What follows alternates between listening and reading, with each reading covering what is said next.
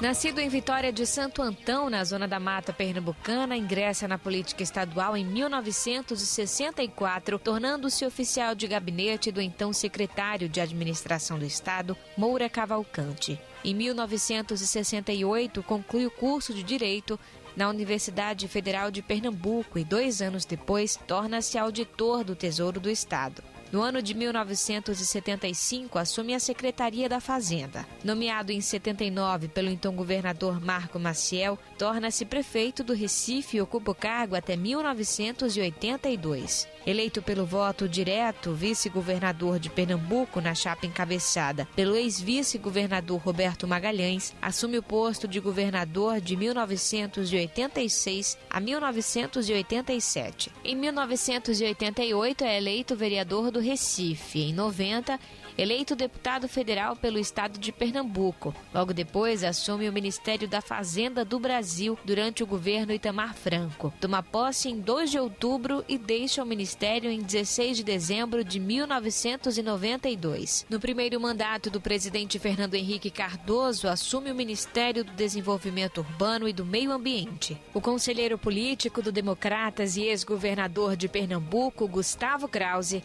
está no centro do Roda Viva de hoje.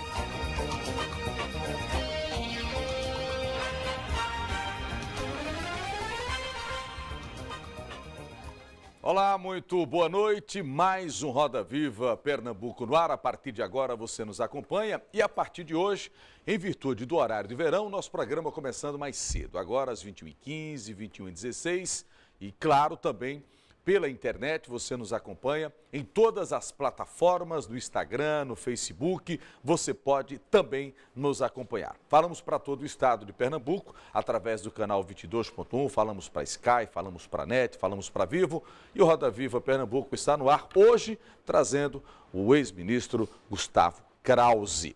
Para conversar com o Krause essa noite, os colegas jornalistas que formam a bancada, conosco, Ângelo Castelo Branco. Ângelo, obrigado pela presença, boa noite. Para bater um papo conosco e, claro, entrevistar, conversar com o ex-ministro, o jornalista Gilvan Oliveira. Gilvan, obrigado pela atenção, boa noite, tudo bem? José Ascioli, jornalista também para conversar conosco. Boa noite, Ascioli, obrigado pela atenção, pela presença. Conosco também nessa noite, Marcelo Montanini, também já habitué do Roda Viva Pernambuco. Obrigado, Marcelo, pela presença. Jairo Lima. Boa noite, Alves. Boa noite, telespectador. Outro veterano, né? Do Sim, Roda Viva. Exatamente. Obrigado, Jairo, pelo blog da Folha.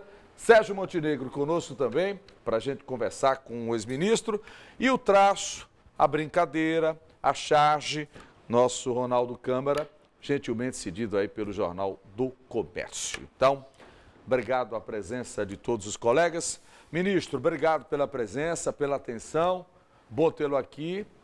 Você tem aí jornalistas, né, contemporâneos, jornalistas mais jovens, mas bom que a gente vai poder fazer um bom papo aqui. Obrigado pela atenção. Não, eu é que agradeço essa chance singular. Paciência, né? E eu agradeço essa chance singular de estar diante de uma equipe tão valiosa como essa. E começo dividindo responsabilidades. Ótimo. Né? Ao longo da minha vida eu aprendi que formular perguntas é mais importante do que construir respostas. Verdade. Então eu quero dizer com isso que a responsabilidade está dividida. Está na roda.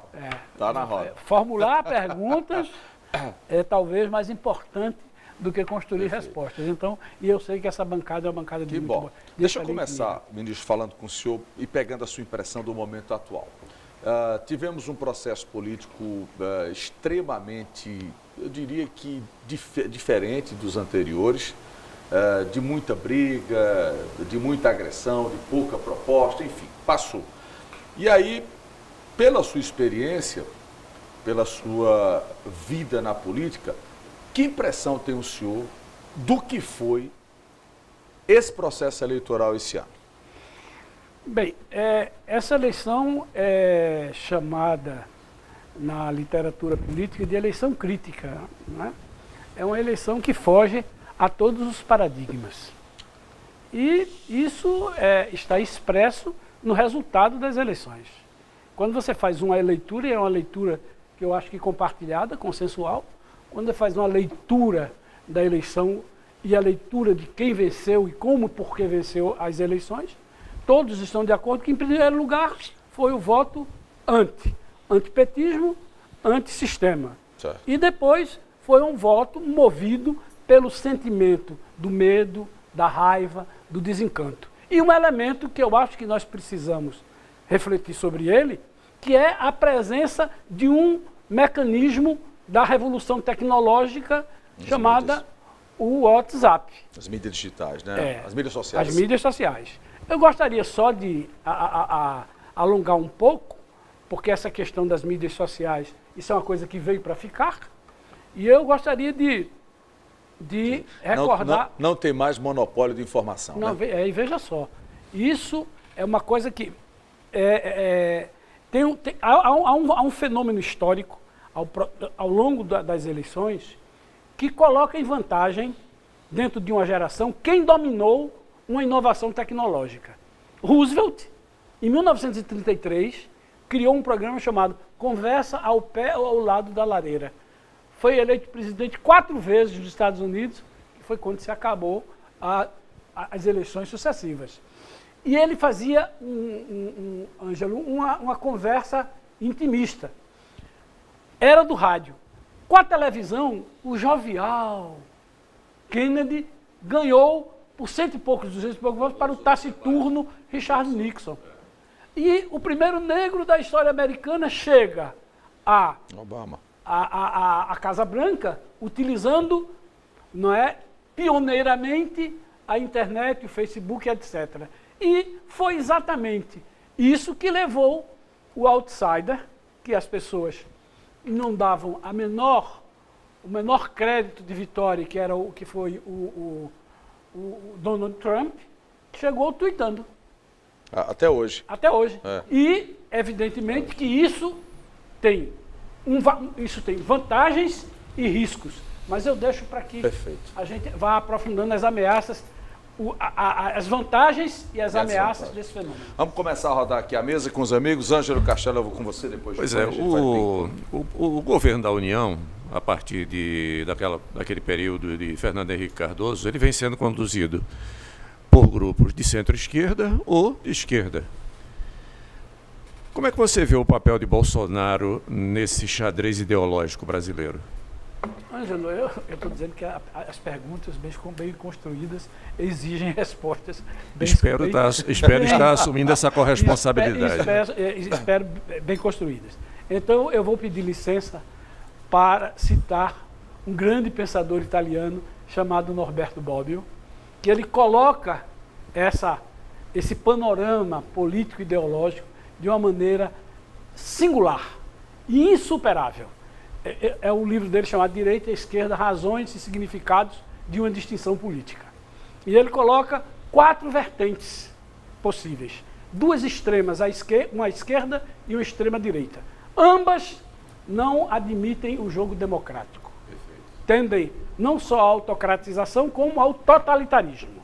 E ele coloca no espaço do centro, o centro-esquerda e o centro-direita, que têm em comum a observância do jogo democrático. Um pouco mais à esquerda são as tendências mais igualitárias, a social-democracia. E o centro-direita, um centro mais liberal do ponto de vista econômico e do ponto de vista de visão de mundo. Mas ambos são comprometidos com as regras democráticas. O que é que está acontecendo no mundo? O que é que está acontecendo? Um desprestígio muito sério, muito grave da democracia liberal. Está acontecendo alguns movimentos que eles tendem a serem, eu diria, etiquetados. E isso que você colocou me preocupa, porque as etiquetas no Brasil funcionaram de tal maneira que a denominação esquerda e direita passou a ser, ao invés de uma síntese de pensamento, de um sistema de pensamento, a ofensas recíprocas. Demonizaram a direita. Demonizando a esquerda, é comunista, a direita é fascista. Então o debate fica um debate pobre e ofensivo. Então é importante que exista esse movimento pendular de tendências políticas. O importante é que elas estejam comprometidas com as regras e com as instituições democráticas. Então, há um claro movimento de centro-direita a centro-direita. Agora, é preciso saber o que é o centro-direita. Quais são as ideias, quais são os pilares os pilares que sustentam esse tipo de pensamento. E impedir que isso se transforme em ofensas recíprocas, que é isso que eu tenho visto. Como foi, né? Deixa eu ir para Gilvan, depois a gente vai para a Cioli. Krause, pegando um pouco da pergunta de Ângelo, com relação a essa nova direita que está surgindo. Está um misto de um conservadorismo, de um reacionarismo, de um liberalismo, que antigamente as pessoas até tinham vergonha de dizer eu sou de direita, e agora as pessoas dizem que são de direita e demonizam, até ressuscitando a palavra comunista, que é um negócio que já deveria ter sido enterrado faz tempo. Como é que a gente pode definir esse momento? Porque aparecem coisas do tipo escola sem partido, no meio disso tudo aparecem privatizações, daqui a pouco aparece mais posse de arma para o cidadão, numa perspectiva norte-americana. O que é essa nova direita que a gente está assistindo hoje, que está emergindo no Brasil? Gilvan, você usou aí pelo menos 4 ou 5 palavras que merecem reflexão. Direita, nova direita, conservadorismo. E direita, a palavra conservador, ela quando falo em onda conservadora, a sensação que eu tenho é que as pessoas não têm a menor noção do que seja o conservadorismo. O conservadorismo não é reacionarismo, não é imobilismo. O conservadorismo é um sistema de pensamento sólido, cuja a fonte foi um livro de 1790 de um irlandês chamado Edmund Burke, que falou sobre a Revolução Francesa, as reflexões sobre a Revolução Francesa. Ele se colocou contra o movimento de ruptura. E ele foi quem lançou os fundamentos do sistema conservador, que eu não vejo no Brasil o correspondente a um conservador anglo-saxão. Britânico. Entendeu? Confunde-se, e no Brasil existia, aliás, um pernambucano que foi ministro no período no Império, que ele dizia que nunca viu nada tão parecido com Saquarema como Luzia no poder. Saquarema e Luzia eram os nomes que se davam conservadores e liberais. Então, é preciso entender o que é o conservadorismo. Não identificar isso e não confundir isso com reacionarismo, imobilismo. É um sistema de pensamento que ele é anti-ruptura, ele corteja, ele se alimenta da tradição, ele receia mudanças bruscas, ele receia rupturas. Então, primeiro conservar e depois mudar de forma incremental. Então, é preciso entender isso. Eu só conheci um cidadão que disse assim, quando disseram ele, você é um reacionário, ele disse, sou. Eu reajo a tudo que não presta. Nelson Rodrigues está acima de todas essas questiúnculas. Então, o que eu vejo no Brasil, eu espero que seja um movimento com consistência doutrinária, que seja liberal na economia, porque o mundo é muito mais complexo, tem muito mais tons de cinzas do que se possa imaginar. Do que os 50, né? Do que os 50 tons de cinza. Eu espero que essas coisas não se reduzam, que não haja reducionismo. É que no meio dessa campanha anti-PT, nós tivemos, por exemplo, o Partido Novo, que veio com uma pauta bem liberal na economia. Isso. Nós tivemos pensando bem, inclusive. Nós tivemos uma questão dos militares voltando à cena política através de uma outra via, e não como isso foi... Depois de mais de 40 anos. Mas estavam fora. Eu quero dizer... Mas aí também tem essa coisa, escola sem partido. É um complexo de coisas dentro do que se colocou como direito. Isso vai se arrumando. Isso vai se arrumando. Eu quero dizer que o pensamento conservador no Brasil, eu vou dar 2 nomes absolutamente extraordinários. Roberto de Oliveira Campos e Zé Guilherme Melchior. É verdade. Pensavam muito bem e eram conservadores. Você tem um Pondé hoje escrevendo, João Pereira Coutinho, que tem um livro chamado As Ideias Conservadoras. Português, né? E distinguindo os reacionários dos revolucionários. Então, é preciso que as pessoas não tenham receio, não é, das etiquetas. Então isso ainda está sendo decantado. Está sendo decantado. É preciso pensar melhor para poder não enveredar pelo empobrecimento do debate intelectual e da ação que seja uma ação inspirada numa visão de mundo, numa visão doutrinária. Deixa eu ir para a Cioli, para a gente ir rodando a mesa. Bom dia, ministro. Essa eleição foi fundamental para a gente entender um pouco como é que a sociedade reage, né, nesses movimentos políticos que sucederam no Brasil nesses últimos anos. Foi bom e interessante, inclusive, para a gente mostrar uma parcela significativa da população, ela pode ser dita, considerada, inclusive, como conservadora. E aí eu queria saber a opinião do senhor, que gatilho foi esse que fez com que a população viesse a mostrar externalizar esse conservadorismo, né, elegendo um candidato Conservadorismo ou nacionalismo? Ou nacionalismo, podendo ser assim interpretado. E ao mesmo tempo também queria uma avaliação do senhor. Essa eleição também, já desde 2016, a bem da verdade, tem essa figura do outsider. A gente teve o caso lá de Dória em São Paulo, eleito prefeito em São Paulo. A classe política tradicional, ela não soube interpretar alguns movimentos da sociedade que veio com aquela eclosão dos protestos de 2013, as pessoas, a dita esquerda não soube interpretar esses sinais, e aí vem uma pessoa de fora desse digamos assim, desse cenário tradicional político e toma via democraticamente, obviamente, a dianteira da condição nacional e toma o protagonismo. As grandes lideranças, Marina, Geraldo, enfim, não souberam interpretar esses sinais que a sociedade deram? Vamos lá. Isso, em primeiro lugar, não é um fenômeno brasileiro. Não é? Em segundo lugar, isso não começou nessa eleição. Isso começou na Praça de Itair. Sim, acho que na Primavera Árabe. Primavera Árabe. Isso começou quando o cidadão foi empoderado e, num clique, ele cria 1000 amigos ou não cria... Desculpa, está aí de novo o papel importantíssimo das mídias sociais, sim, né? Para o bem ou para o mal. Tanto para derrubar ditaduras, como para avalizar movimentos nacionalistas, xenófobos, movimentos fundamentalistas. E com uma coisa muito grave, é preciso que a gente entenda em que mundo nós estamos vivendo. Nós estamos vivendo num mundo que está trepidando por conta de uma coisa chamada a era da aceleração, que é a destruição criativa que Schumpeter chamava as inovações. Não está dando tempo para a gente se adaptar. Então, nós... eu sei que tem um cara que me disse assim, eu tenho 5.000 seguidores. Eu digo, eu passei minha vida todo dia, nunca fiz 500 amigos, 200 amigos.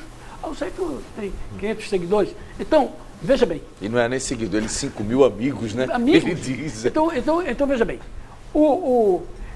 Você tem a presença de uma tecnologia mobilizadora, mas que ela superficializa o debate, mas ela mobiliza.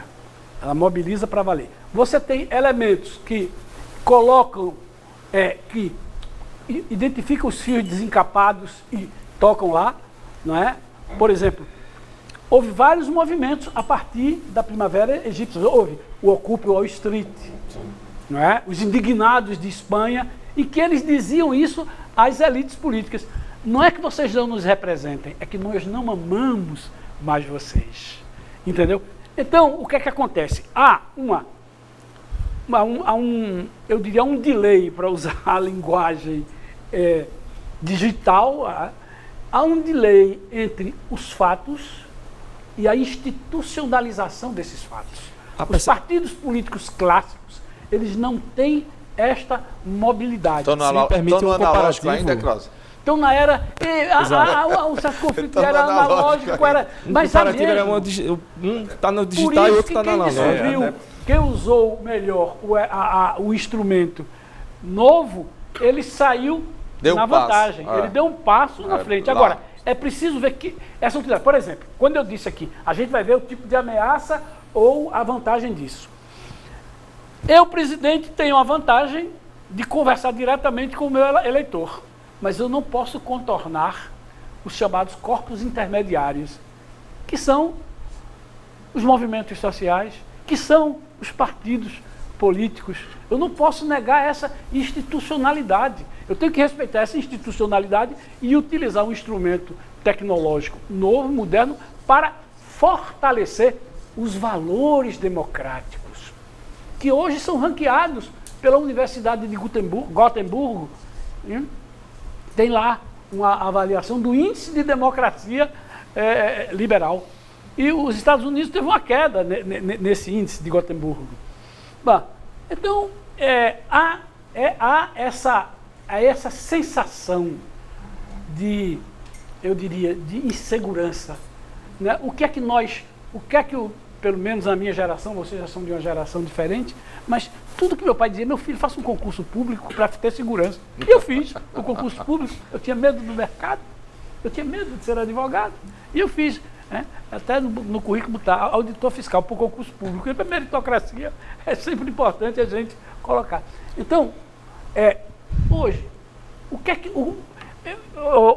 Acioli, eu li os 3 livros de Harari. Eu não posso dizer que li... Eu li um pedaço de Homo Sapiens, um pedaço do Homo Deus. Eu fico lendo no Kindle. E agora eu estou vendo 21 respostas para 21 desafios. Quando você acaba de ler, você entra numa profunda, não é desilusão, é num profundo ponto de interrogação. Bauman dizia com muita razão, a sociedade hoje é uma sociedade líquida. Não é tudo que é sólido desmancha numa, não. As coisas tomam formas, como um líquido toma uma forma quando invade os sólidos. É impressionante o que nós estamos vivendo.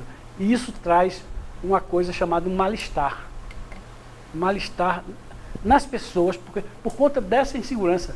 Quer dizer, se o futuro já é incerto, né, imagine num país onde a cada 15 anos se esquece a história do Brasil e esquece o que aconteceu. Deixa eu rodar a mesa. Montanini. Ministro, eu quero aproveitar essa conversa sobre o mundo, mas eu quero secundarizar um pouco a questão das redes sociais. Estava observando, tentando analisar no meio dos meus estudos e queria pegar um pouco da sua experiência. Queria entender por que a América Latina, essa região que a gente vive, flerta tanto com presidentes eleitos ou não, à esquerda e à direita, mas com verniz autoritário. Não falo de ditadura propriamente dito, mas autoritário. Por quê? Está lá nas raízes históricas, Montanini. Nas raízes históricas. Essa foi onde graçou o caudilismo. Foi onde graçou... até hoje Perón governa. Sim. Getúlio não é apenas um quadro na parede. Os movimentos pendulares sul-americanos eram enormes. Chegamos a ter como ditaduras de esquerda, Alvarado no Peru. Ditadura de esquerda. Então, essas raízes históricas, e o Brasil é um caso muito especial, porque o Brasil herdou um certo sebastianismo dos portugueses, que ainda hoje espera que Dom Sebastião volte da batalha de Alcaçequibir, sempre esperando um salvador. Nós temos mania de terceirizar responsabilidades, nós temos medo da autonomia de cidadãos.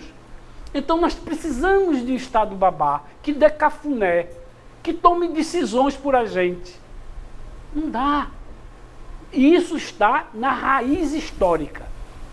Indo para as raízes históricas, você vai ter a resposta disso. Né? A resposta está em raízes históricas, em raízes sociológicas, por isso nós cultuamos tanto as personalidades. Nós temos aqui uma refinaria, Abreu e Lima, que é um culto à personalidade da Venezuela. Eu quando cheguei na Venezuela, quando eu cheguei para fazer uma visita com o presidente Fernando Henrique, que eu olho, está lá um pernambucano, Abreu e Lima. Era Simão Bolívar de um lado e Abreu e Lima do outro. Então, nós temos esse pendor. Eu agora estou até assustado um pouco com isso, porque acabaram de fundar na Argentina uma religião que o Deus é Maradona. Sim, Deixa eu pegar esse gancho então, vou passar a bola para o próximo bloco, tá bom? A gente vai a um rápido intervalo, daqui a pouco a gente volta. No próximo bloco, o segundo bloco, a gente volta com os jornalistas, estou devendo o Jário que vai falar, Sérgio Montenegro também, e o ex-ministro Gustavo Krause é o nosso convidado de hoje. Se você perdeu algum trechinho desse primeiro bloco, é só acessar a internet, o Facebook oficial do Aldo Vilela, o Facebook da TV Nova, vai para o Instagram, enfim, busca a gente no YouTube e você vai recuperar se você perder um trecho desse primeiro bloco. Já já a gente volta.